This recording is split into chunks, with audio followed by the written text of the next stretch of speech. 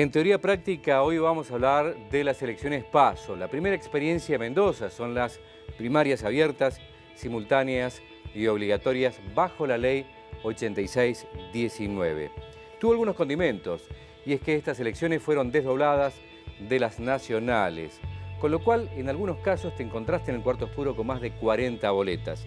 Evidentemente que esto ha tenido detractores y defensores. Aún así el balance es positivo. Dicen los especialistas, los protagonistas, que esta experiencia hay que recogerla, pero también hay que perfeccionarla. El balance es positivo, pero aún así necesita cambios. La sanción de la ley 8619 en la provincia ha sido una de las, para mí, de las reformas más importantes en los últimos 20 años a nivel electoral dentro de la provincia. Lo que veo como positivo es la enorme participación, que eso es realmente lo que se busca con las primarias, y que además de poder participar quienes les interesa la cosa pública, trabajar desde lo político, puedan ser votados por todos los ciudadanos. Soy un gran defensor de las PASO. De hecho, cuando el gobierno nacional las envió, yo dije que era la mayor transformación electoral de la ley de Sáenz Peña, de hace más de 100 años, porque realmente terminaba con los aparatos partidarios. ¿Terminó con los aparatos partidarios? Sí, absolutamente terminó con los aparatos partidarios, porque se demostró que muchos candidatos que fueron electos no lo hubieran sido si no hubiera sido por una interna abierta. Es positivo como práctica electoral, como una nota de civismo que me parece muy importante.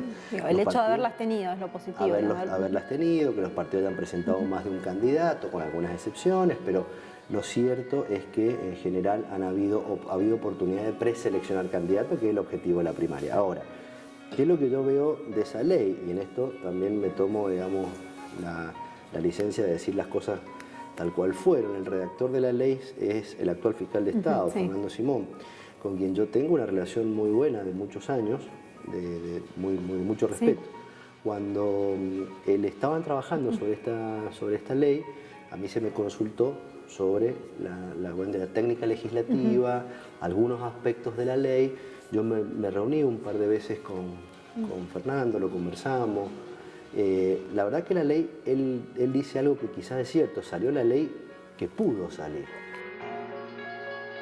Las PASO provinciales nos tomaron de sorpresa, no solo a esta secretaría, a este secretario, sino que también yo creo que a los políticos de Mendoza.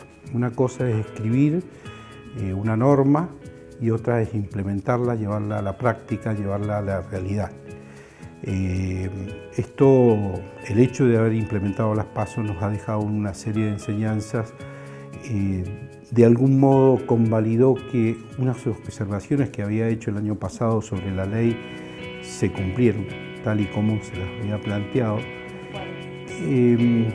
Con relación al tema de la gran cantidad o la multiplicidad de boletas que tuvimos en 2 departamentos, hubo que mejorar, que si bien el decreto reglamentario solucionó algunos aspectos, muchos tuvieron que ser tomadas decisiones de la Junta e improvisar sobre el desarrollo de la elección. Se omitieron actos que después, por resoluciones de la Junta, se fueron de algún modo cubriendo. A tal punto de que cuando se determinaron las fechas de elecciones, tanto de las PASO como de la general, no se tuvo en cuenta el plazo del escrutinio definitivo. Las PASO dejaron en los representantes de los partidos políticos sentimientos encontrados. Por un lado estuvieron satisfechos por haber realizado la primera experiencia de PASO, por la transparencia electoral que implicó la posibilidad de preseleccionar a los candidatos. Pero por el otro, cuestionan que muchos electores se encontraran con tantas boletas por las adhesiones que terminaron confundiendo e incluso proponen cambiar directamente el nombre de las elecciones.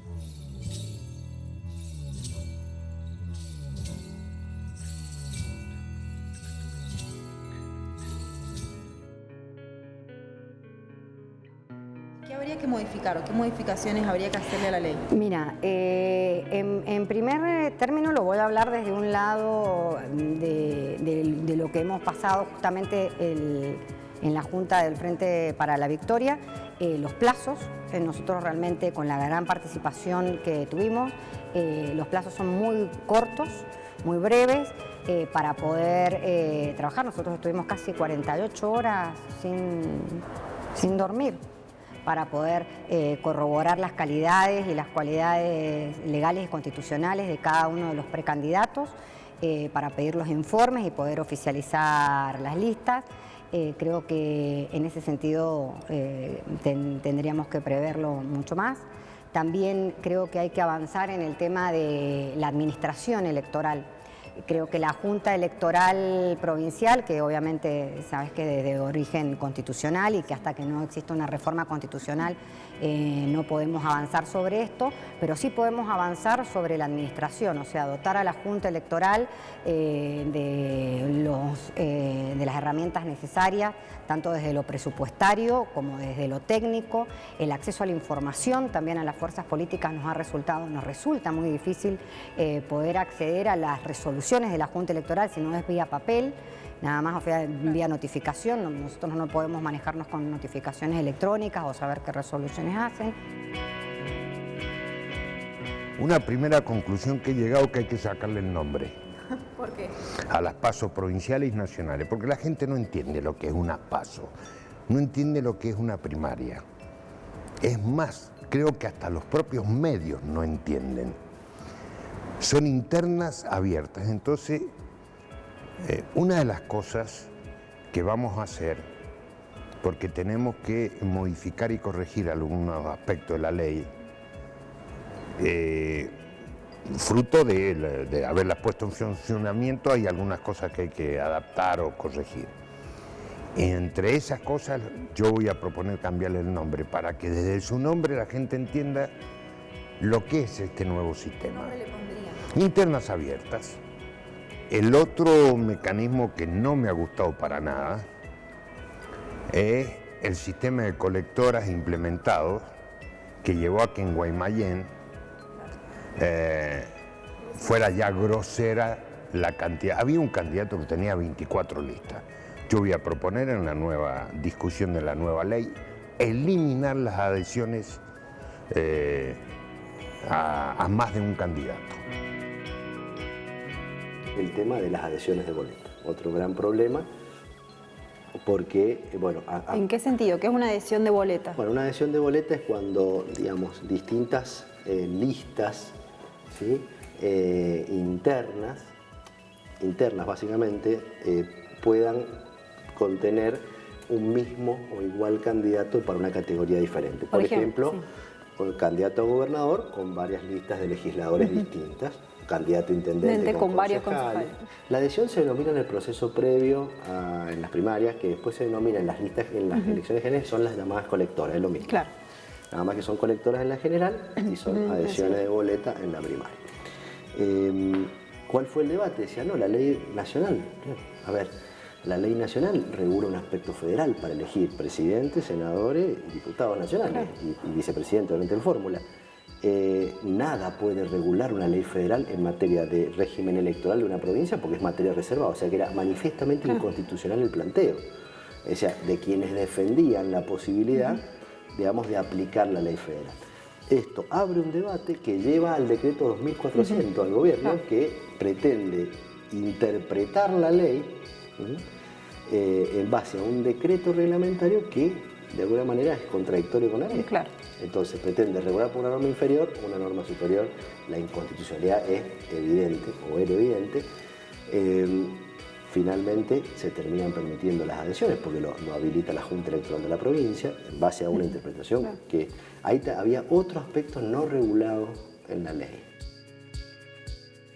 Yo creo que la peor consecuencia que puede haber tenido el desdoblamiento de las elecciones provinciales con las municipales es el tema fondos o recursos, porque se duplican gastos.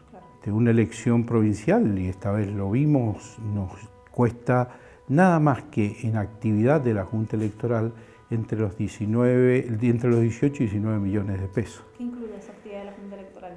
Esto es nada más que lo que actúa la Junta sin tener en cuenta los gastos por boleta, los gastos por propaganda, todos esos otros gastos que la misma ley creó y generó, y sin tener en cuenta la realización de elecciones de tipo de voto electrónico, por ejemplo. Estamos hablando nada más que los gastos de una elección tradicional. Creo que menos mal que desdoblaron, si no esto hubiera sido patético. Imagínense unas pasos nacionales en Guaymallén, con un candidato llevando 24, hubiera llevado 48, qué sé yo cuánto hubiera llevado. No, facilitó que sea desdoblada. Sí, sí. De hecho, creo que tienen que ser desdobladas las elecciones. Considero que es mucho el tema del desdoblamiento.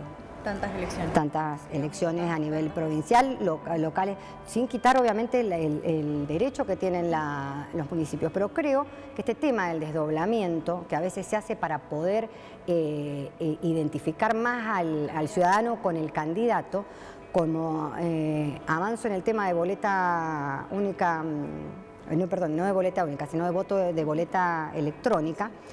Eso permite perfectamente o votar una lista completa o determinar de una manera que hace que no se confunde el elector por a quién va a votar. Considero que realmente es obligatorio, pero no solamente por el deber de ir a votar, sino también por el derecho a. Creo que una forma de defender el derecho es una forma de defender el derecho a elegir. Veo positivo el desdoblamiento de la primaria entre municipio y provincia. Creo que provincia-nación pueden coincidir.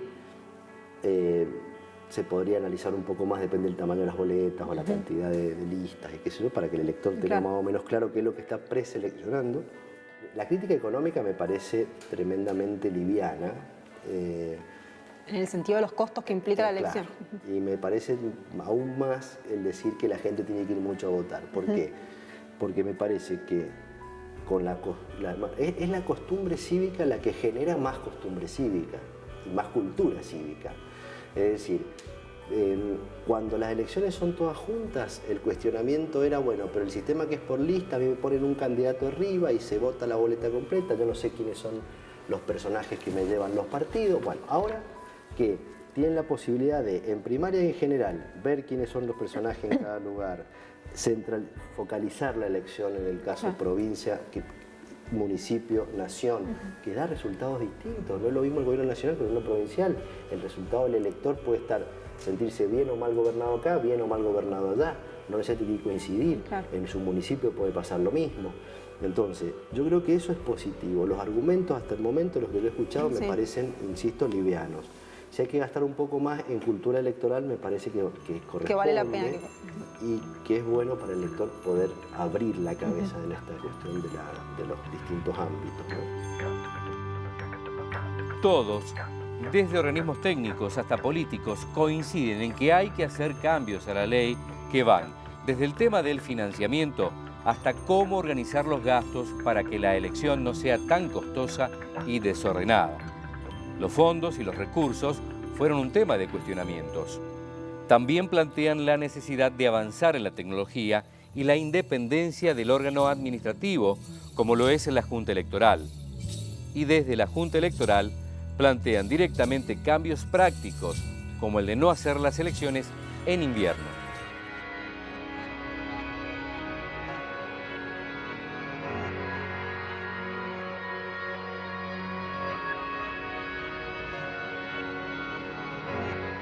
Pasaron algunas cosas como insólitas también, que se fueron viendo sobre la marcha, como esa presentación de certificados masivos por gastroenteritis y ese tipo de cosas. ¿Ustedes preveían que algo así podía pasar o cómo lo tomaron en ese momento? No, esto está dentro del marco de aquellas cosas que las aprendimos de la peor manera, que es con los hechos, con la práctica. Esto yo creo que a nadie se le pasó por la cabeza. Esta gastroenteritis que se produjo masiva. Sin embargo, al haber tomado algunas decisiones para las elecciones generales, desapareció la gastroenteritis. Fueron dos, la gastroenteritis y una gripe bastante fuerte parece que. Pero ya en el 21 de junio no ocurrió lo mismo. De todos modos también nos enseñó esto, de que las fechas de invierno en Mendoza no deben ser tenidas en cuenta para las elecciones, porque pagan los platos rotos los presidentes de mesa.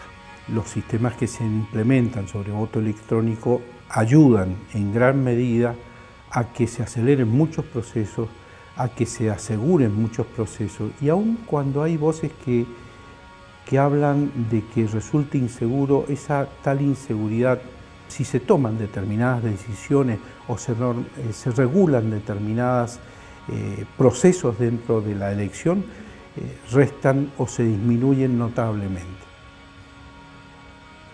Hay que trabajar mucho en el tema, específicamente, como te digo, de dotar a la Junta Electoral o a otros organismos para hacerlo. Me parece que hay que avanzar en el tema de dar mayor difusión y posibilidad de financiamiento, pero no en sí para la capacitación de los dirigentes, sino también del tema de poder conocer a esto. Y esto sí hay que plantear bien el tema de fondos por el tema de la publicidad. La distribución de los espacios se hace por listas, entonces a veces no se llegan en los departamentos a poder que en ese departamento llegar todos los precandidatos a ser conocidos, ni siquiera por el sistema de las radios. Yo estoy de acuerdo con el voto electrónico, no con la boleta electrónica, no con el voto electrónico. ¿Qué diferencia hay? La boleta electrónica es una simple computadora con una impresora que imprime su voto. No está conectada a ningún servidor, no tiene un software que acumule los datos y de esa manera es mucho más transparente. Si logramos un acuerdo para una reforma constitucional, claramente hay que crear yo sería de los que piensa, por supuesto que hay que discutirlo y analizarlo y debatirlo, un organismo independiente electoral como tiene México, por ejemplo. México tiene un organismo electoral administrativo, no es judicial, pero independiente, que es el que organiza, no depende del gobierno ni del Poder Judicial, de ninguno. Pero si no es ese el sistema, sí crear una justicia electoral. En una primera medida tenemos que cambiar lo referente a autoridades de mesa. Es importante que tomemos una decisión en este sentido, o lo profesionalizamos y lo destinamos a determinados prestadores de servicios públicos provinciales. Por supuesto, podría ser pagándoles la remuneración correspondiente, otorgándole un franco, dándole puntaje para la carrera, lo que tornaría que la prestación del servicio se vuelva atractiva. No está lejos de esto también los empleados judiciales, quienes para su carrera necesitan puntaje. Entonces es una manera de darles la oportunidad de que adquieran puntaje, ganan un dinero extra y a su vez tienen un día franco. Ese es un modo. El otro modo es a mucho más largo plazo, no es una cuestión mía, no es que yo lo haya pensado, sino que ya la OEA hace mucho tiempo, a través de análisis de costos electorales, que es un proyecto que tiene OEA, viene sosteniéndolo.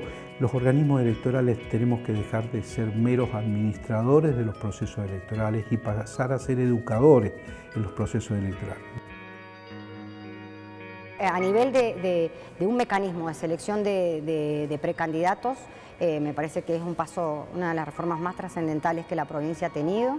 Creo que sí hay que mejorar muchísimo algunos aspectos, más que nada de mecanismos técnicos y el tema de publicidad y educación, y seguir trabajando de esta manera, sin desconocer lo que todos los ciudadanos y las ciudadanas de Mendoza han sentido, que es bastante el hecho de tener que votar tantas veces en este momento donde coinciden. Ha sido muy pesado el calendario electoral.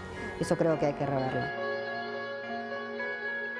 Creo que de alguna manera la gente ha ido aprendiendo, y esto es una cuestión que también los distintos actores tienen que intervenir. O sea, acá la universidad tiene que informar, explicar, lo tienen que hacer los propios partidos políticos, lo tiene que hacer el gobierno, porque es el que maneja el sistema, digamos, el día de la elección. Tiene que haber información, pero también tiene que haber interés del votante. Entre elección y elección hay 2 años. Si nosotros vamos a seguir con un tal o cual método de elecciones, hay compras que se deben hacer en el año en que no son las elecciones. ¿Para eficientizar el gasto o digamos, para tenerlo ya, no tener que preocuparse en el momento del acto eleccionario de estar comprando en el último momento? Tiene los dos aspectos. Los dos temas hacen a un mejor proceso electoral. Si usted divide el gasto, no gasta tanto un año en un presupuesto y lo divide en 2 presupuestos.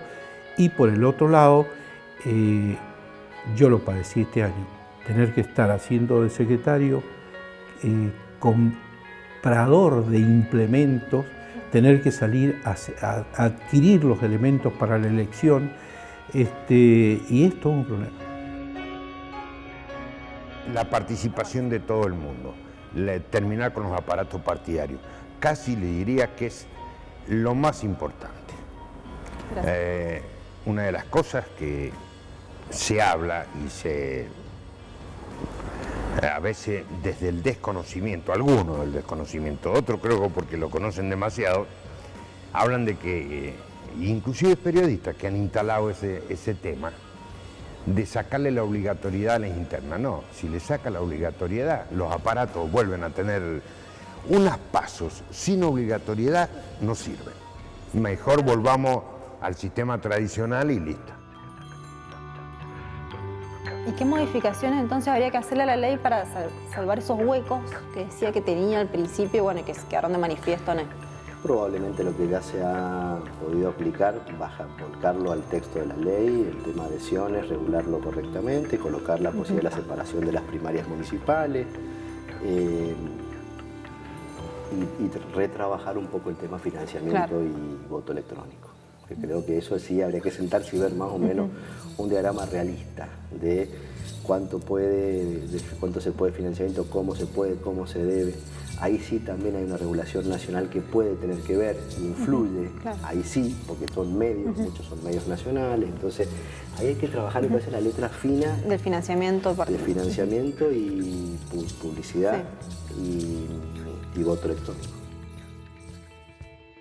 Un tema que ha quedado pendiente es la aplicación de la boleta única electrónica, algo que estaba contemplado en la ley 86/19, pero que sin embargo este año no se incorporó y permitiría su aplicación la posibilidad de hacer un escrutinio mucho más rápido, conocer con prontitud los resultados de un comicio, pero sobre todo darle transparencia. Queda como asunto pendiente para la dirigencia política, porque no solo se logra con recursos económicos, también y fundamentalmente con decisión. Teoría práctica, reflexión en acción. Hasta la semana que viene.